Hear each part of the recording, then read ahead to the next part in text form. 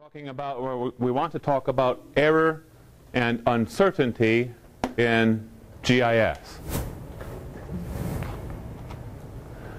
Error, we say it's the nature of the beast, right? We have error that's inherent in our GIS data.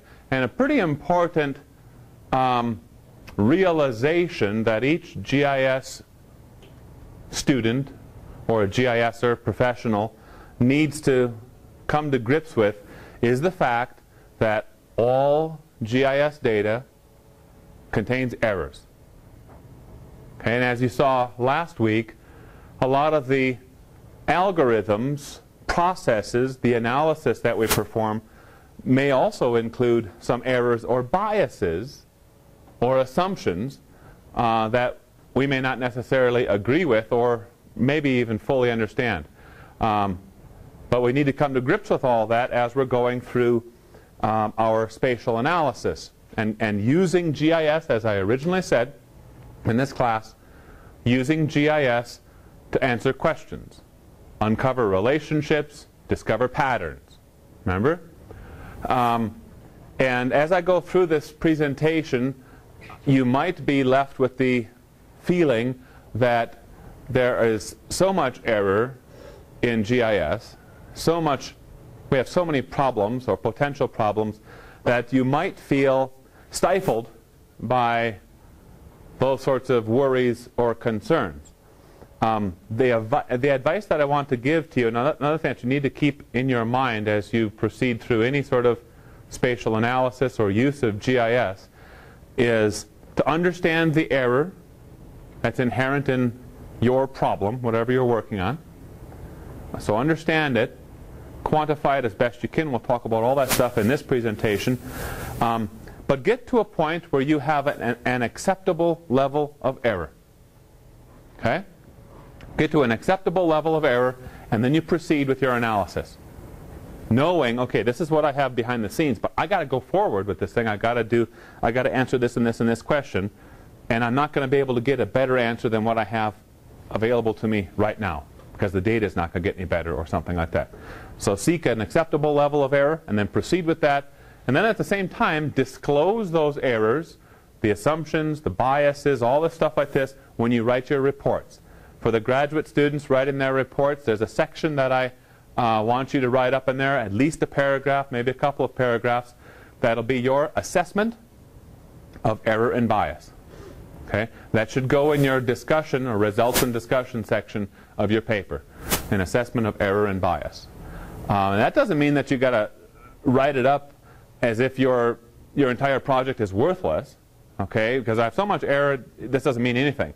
No, on the contrary, this is where you say, yeah, I understand the errors that exist in my data set, but I've tested them. We'll show you how to test out your errors and look for error propagation type of problems. I still feel my results are valid, yada, yada, yada. But just disclose that sort of information to your reader. Okay? It's a pretty important part. And in most of the papers that I write, wherever it is allowed by the journal, we always put in a section called Assessment of Error and Bias.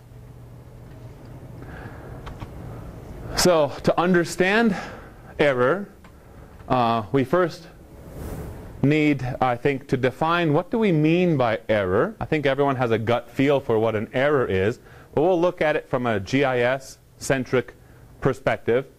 We'll describe error, and then we'll go into the details of how we deal with error.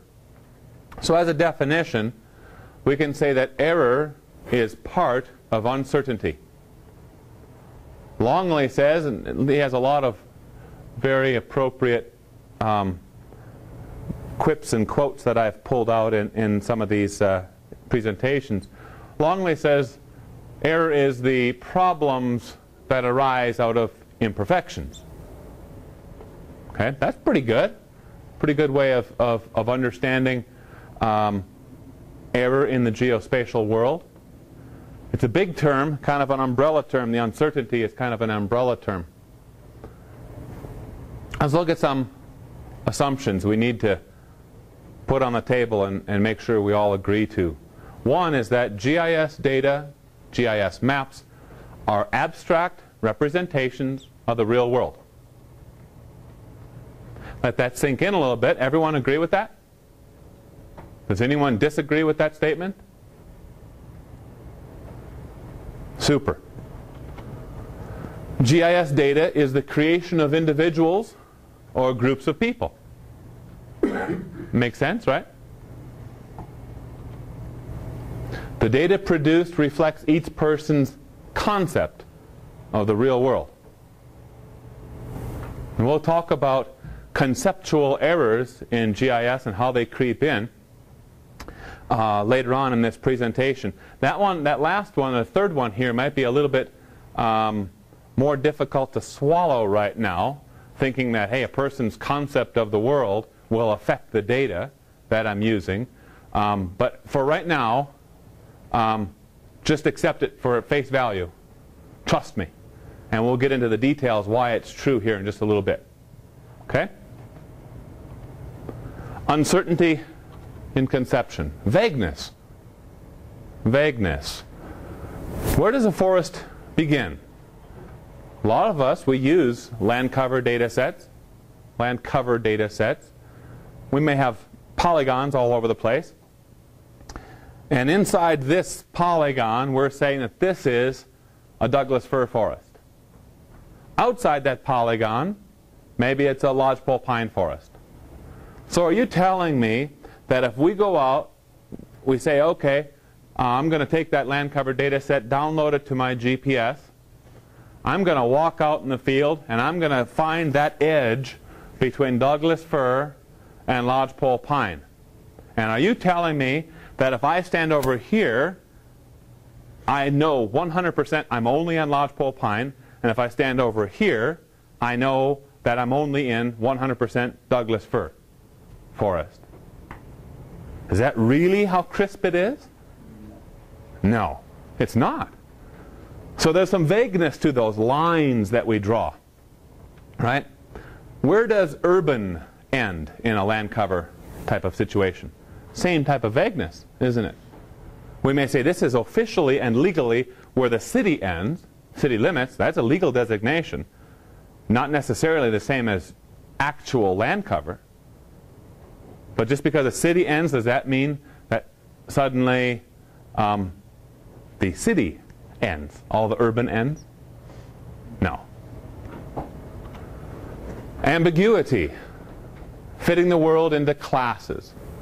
These land cover classes. Okay, we have 50 different land cover classes, and we're saying that each of these polygons must be assigned 1 or 2 or 3 of these land cover classes. Does it fit any one of those absolutely perfectly? Well, it fits it best oftentimes, right? So that's this ambiguity and parts of our conception of the real world.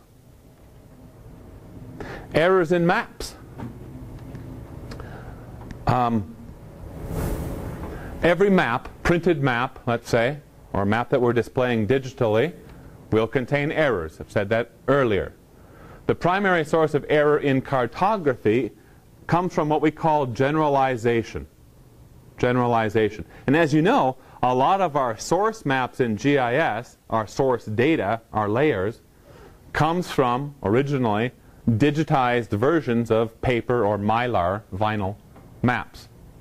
And those maps, those source maps, contain generalization errors. That's all going to come right across when we turn it into a digital product. We don't shake it loose just because we've made it digital, right? So here's some examples of generalizations. On the top there we see a generalization in classification. We have something that's completely unclassified there on the left, and something that is classified into discrete categories on the right. When we make these sort of any sort of classification, we are generalizing it. We're saying, yeah, everything inside this innermost polygon is high density crime, or high density of bighorn sheep, right? Populations, whatever it is. Medium density, low density, whatever. The next one to the right there is what we call a generalization of simplification. The real river or stream meanders all over the place. As you can see all the way to the left there, we can capture that with a GPS, right? We could walk down the middle of a stream bed, canoe down it, whatever, we could capture it. But sometimes we don't want to or need to display that river with all those twists and turns into it. All we need to do is show that there's a river here. We're going to use something at 1 to 200,000 scale, 250,000, whatever. Or we simply simplify the existing line ourselves. Because maybe we're making a Rand McNally type of road map. And all we need to do is show that there's a river here. Who cares about all the twists and turns, right? We can simplify it. In ARC, we use a tool called a weed tolerance adjustment tool, and we can get rid of individual vertexes and thereby simplify the line. Okay?